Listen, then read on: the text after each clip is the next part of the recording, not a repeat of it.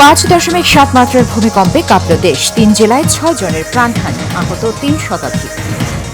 ফেব্রুয়ারি নির্বাচনে নতুন বাংলাদেশের যাত্রা শুরু হবে বললেন প্রধান উপদেষ্টা। সশস্ত্র বাহিনীর সহযোগিতা কামনা।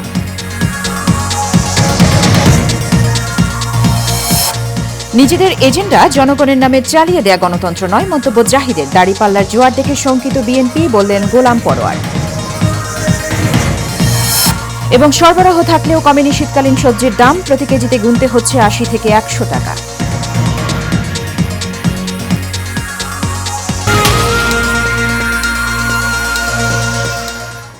স্বাগত এশিয়ান প্রাইম নিউজে। দর্শকপুর সংবাদ জুড়ে সাথে আছি সুবর্ণা গোলন্দাজ। শুনছিলেন বিআরবি কেবল ইন্ডাস্ট্রিজ লিমিটেড সংবাদ শিরোনাম। চলে যাচ্ছি বিস্তারিত সংবাদে। রাজধানী ঢাকা সহ দেশের বিভিন্ন স্থানে 5.7 মাত্রার ভূমিকম্পে 6 জনের মৃত্যুর খবর পাওয়া গেছে। আহত হয়েছেন 3 শতাধিক। এছাড়াও বিভিন্ন এলাকায় ভবন ক্ষতিগ্রস্ত ও হেলে পড়ার খবর পাওয়া গেছে। সকাল 10:38 এই ভূমিকম্প হয়। এর কেন্দ্রস্থল নরসিংদীর ঘোড়াশালে ভূপৃষ্ঠ থেকে 10 কিলোমিটার গভীরে। ভূমিকম্পে হতাহতের ঘটনায় গভীর শোক জানিয়েছেন প্রধান উপদেষ্টা। আরও জানাচ্ছেন কাউসার আহমেদ।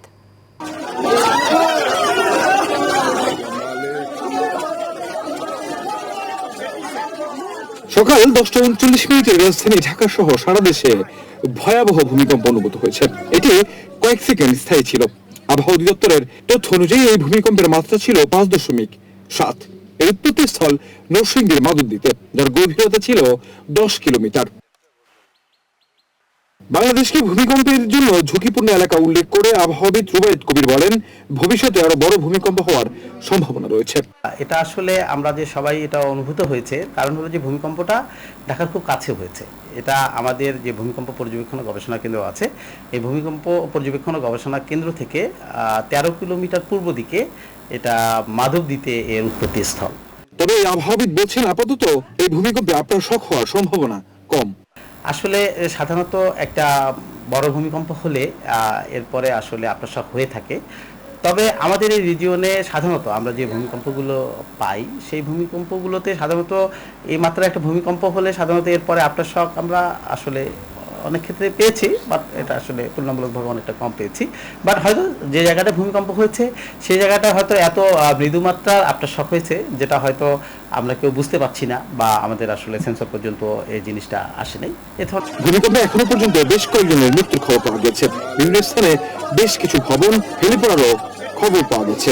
এর ফলে আতঙ্ক ছড়িয়ে পড়েছে সাধারণ মানুষের মাঝে। এ সময় ঘর বাড়ি, অফিস এবং ব্যবসা প্রতিষ্ঠান ছেড়ে বাইরে বের হয়ে আসেন রাজধানীর মানুষ। কাউসার আহমেদ, এশিয়ান টেলিভিশন, ঢাকা।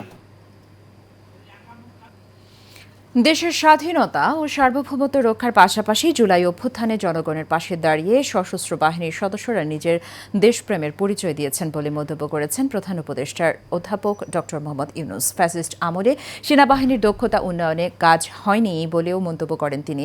এ সময় আগামী নির্বাচন গুরুত্ব সহকারে নেয়ার জন্য সশস্ত্র বাহিনীর প্রতি আহ্বান জানান প্রধান উপদেষ্টা। বিস্তারিত রকিব মানিকের রিপোর্টে। সশস্ত্র বাহিনী দিবস উপলক্ষে সেনাকুঞ্জে আয়োজিত অনুষ্ঠানে যোগ দেন প্রধান উপদেষ্টা ডক্টর মোহাম্মদ ইউনূস। এ সময় 3 বাহিনী প্রধানগণ তাকে স্বাগত জানান। প্রধান উপদেষ্টা বলেন, শান্তিপ্রিয় জাতি হিসাবে বন্ধু রাষ্ট্রের সঙ্গে সম্মানজনক ও বৈশ্বিক সহাবস্থানে বিশ্বাসী। তবে যে কোনো বহিঃশত্রুর আগ্রাসী আক্রমণ থেকে দেশকে রক্ষায় আমাদের সদা প্রস্তুত থাকতে হবে। একটি শান্তিপ্রিয় জাতি হিসেবে আমরা সকল বন্ধু রাষ্ট্রের সঙ্গে সম্মানজনক ও শান্তিপূর্ণ সহাবস্থানে বিশ্বাসী। তথাপি যে কোনো আগ্রাসী বহিঃশত্রুর আক্রমণ থেকে দেশের সার্বভৌমত্ব রক্ষার জন্য আমাদেরকে সদা প্রস্তুত ও সংকল্পবদ্ধভাবে থাকতে হবে। এই লক্ষ্যে আমাদের সেনা, নৌ, বিমান বাহিনীর আধুনিকায়ন, সমরাস্ত্র আহরণ ও উৎপাদন, উন্নত প্রশিক্ষণ এবং উন্নত বিশ্বের সঙ্গে তাল মিলিয়ে বাহিনীগুলোতে যুগোপযোগী প্রযুক্তি প্রয়োগের সংযোজনের প্রয়াস জোরদার করা হয়েছে। অনুষ্ঠানে তিনি আরো বলেন, দেশের গণতান্ত্রিক উত্তরণে আগামী নির্বাচন গুরুত্বপূর্ণ। এই নির্বাচনে সশস্ত্র বাহিনীকে আরো গুরুত্বপূর্ণ ভূমিকা পালন করতে হবে। এই নির্বাচনের মাধ্যমে আমরা নতুন বাংলাদেশের পথে যাত্রা করব। বাংলাদেশের গণতান্ত্রিক উত্তরণে আসন্ন নির্বাচন একটি গুরুত্বপূর্ণ অধ্যায় হিসেবে বিবেচিত হবে। আমার সুদৃঢ় বিশ্বাস, এটি নির্বিঘ্ন ও উৎসবমুখর নির্বাচন হবে। এর আয়োজনে সশস্ত্র বাহিনীর সদস্যগণ দক্ষতা ও পেশাদারিত্বের সাথে এই মহান দায়িত্ব পালন করবে। জাতিসংঘে বাংলাদেশের সশস্ত্র বাহিনীর সদস্যদের অবদানের প্রশংসা করে তিনি বলেন, বর্তমানে 10টি মিশনে সেনা সদস্যরা কাজ করছেন। এইসব আমাদের গৌরবের স্বীকৃতি। অন্তর্বর্তীকালীন সরকার সকল বাহিনীর সক্ষমতা বৃদ্ধিতে ব্যাপক উদ্যোগ গ্রহণ করেছে। রকিব মানিক, এশিয়ান টেলিভিশন, ঢাকা। নিজেদের এজেন্ডা জনগণের নামে চালিয়ে দিয়ে কর্মসূচি পালনকে গণতন্ত্র বলে না, এমন মন্তব্য করেছেন বিএনপির স্থায়ী কমিটির সদস্য ডাক্তার এজেডএম জাহিদ হোসেন। সকালে জাতীয় প্রেস ক্লাবে বিপ্লব ও সংহতি দিবস উপলক্ষে ঢাকার মহানগর উত্তর মৎস্যজীবী দল আয়োজিত আলোচনা সভায় মন্তব্য করেন তিনি। এ সময় তিনি বলেন, নিজেদের ভালো ছাড়া অন্য কিছু বুঝে না বলেই আত্মীয় স্বজন ও কাছের কিছু মানুষ নিয়ে পালিয়ে গেছে শেখ হাসিনা। জাতীয় নির্বাচনে বিএনপি ও এর অঙ্গ সংগঠনের ঐক্য ধরে রাখার বিকল্প নেই বলেও জানান বিএনপির এই নেতা। ভূমিকম্পের ক্ষয়ক্ষতির জন্য সমবেদনা জানিয়ে ভবন নির্মাণে নিয়ম মানাতে সরকারকে কঠোর হওয়ার আহ্বান জানান তিনি। মধ্য ফেব্রুয়ারির মধ্যে জাতীয় নির্বাচন।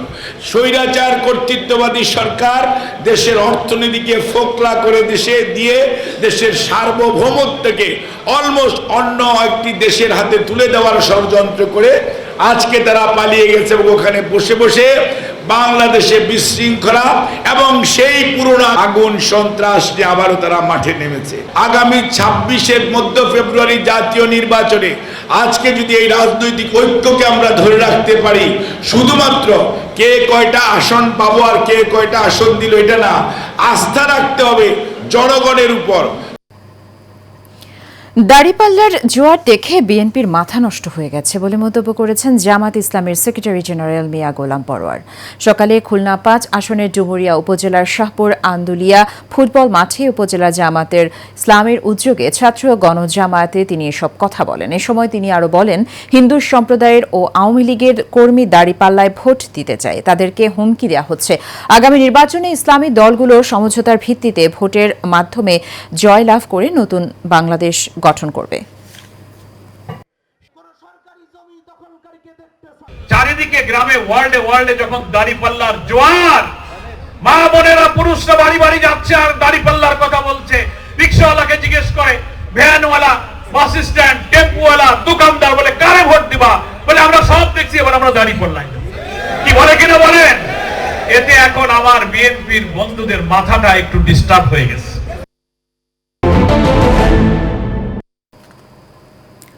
এবার এনেছে নিবেদিত news story of the week. বাজারে শীতকালীন সবজির সরবরাহ বৃদ্ধি পেয়েছে, কিন্তু দাম এখনও নাগালের বাইরে। মোটা চালের দাম কিছুটা কমলেও পেঁয়াজের দর আকাশচুম্বী। প্রতি কেজি বিক্রি হচ্ছে 110 টাকায়। নিত্যপণ্যের এই ঊর্ধ্বগতিতে বিপাকে পড়েছেন সাধারণ ভোক্তারা। আবির হোসেনের ক্যামেরায় ওয়ালিদ সিদ্দিকীর রিপোর্ট। বেগুন, ঢেঁড়স, বরবটি, পটল, ফুলকপি ও বাঁধাকপি সহ প্রায় সব সবজিরই সরবরাহ রয়েছে পর্যাপ্ত, তবে বিক্রি হচ্ছে বাড়তি দরে।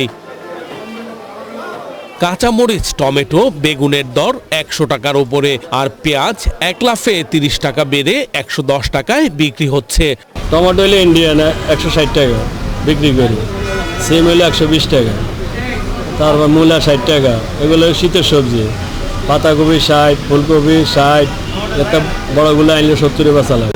এদেরও ওই যে এতটুকু কি যদি দিলে তুমি একটা ফুলকপি এতটুকু সবচেয়ে ছোটটা ও 50 টাকা রাখলো, অনেক কম থাকার কথা। এটা 25 টাকা, বড় 30 টাকা হলে হতো আর কি। তো সব কিছুর দামই খুব বেশি মনে হয়। পেঁয়াজ আমরা আজকে বেচতেছি 110 টাকা, 108 টাকা।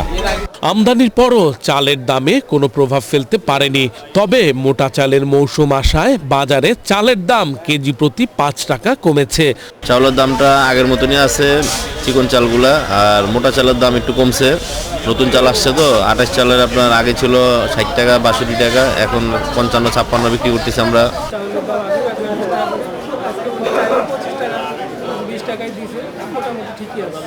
মাছের বাজার কিছুটা স্থিতিশীল, কিন্তু তা মধ্যবিত্তদের নাগালের বাহিরে।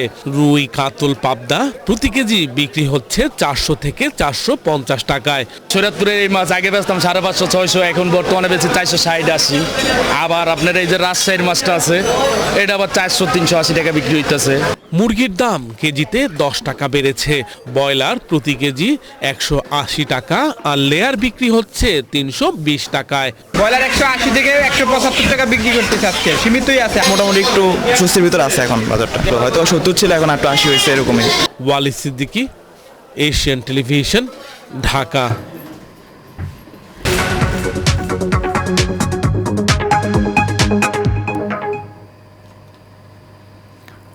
বাংলাদেশের অর্গানিক পণ্য উৎপাদনের শীর্ষ প্রতিষ্ঠান ওয়েলনেস নিউট্রিশন লিমিটেডের ৬ষ্ঠ প্রতিষ্ঠাবার্ষিকী পালিত হয়েছে। রাজধানীর সেগুনবাগিচায় বিএমএ অডিটোরিয়ামে বর্ণিল আয়োজনে 2 দিনব্যাপী উৎসবে যোগ দিয়ে নিজেদের অভিজ্ঞতা ও আগামীর ভাবনা শেয়ার করেন অতিথিরা। শরীফুল ইসলাম সুমনের রিপোর্ট, জানাচ্ছেন মাজহারুল আমিন শুভ।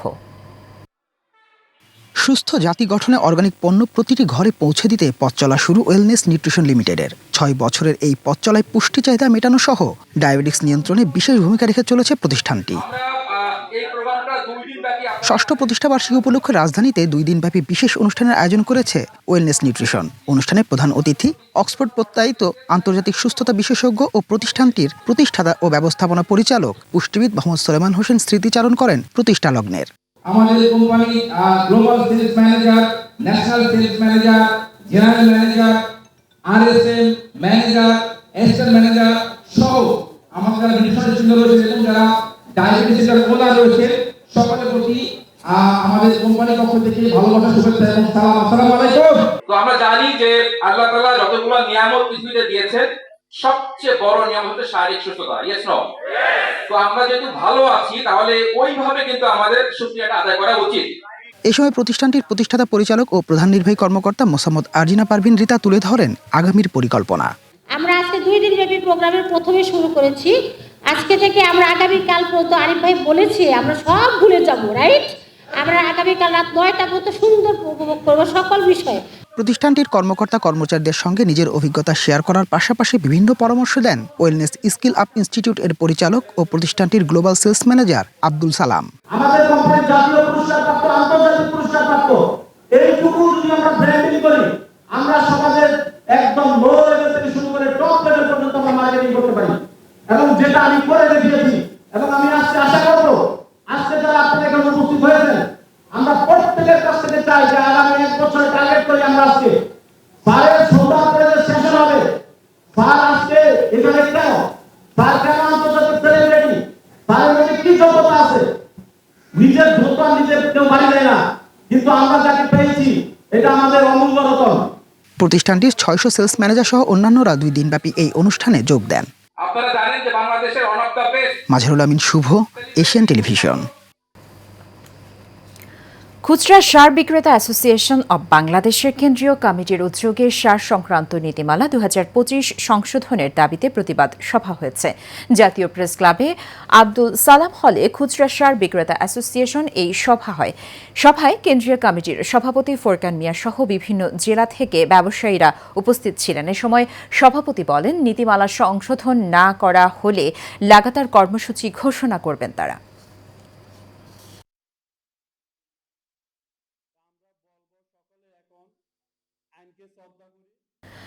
শেষ করব এশিয়ান প্রাইম নিউজ। তার আগে বিআরবি কেবল ইন্ডাস্ট্রিজ লিমিটেড সংবাদ শিরোনামগুলো জানিয়ে দেব আরও একবার।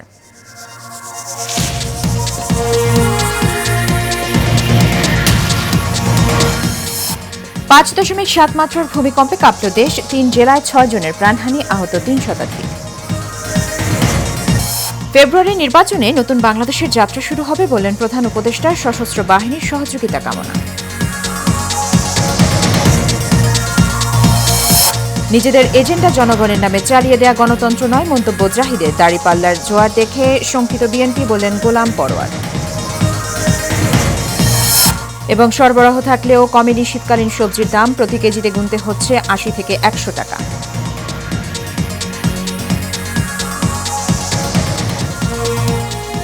এশিয়ান প্রাইম নিউজ এ পর্যন্তই। আমাদের পরবর্তী সংবাদ দেখার আমন্ত্রণ রইল। ধন্যবাদ সাথে থাকার জন্য। আল্লাহ হাফিজ।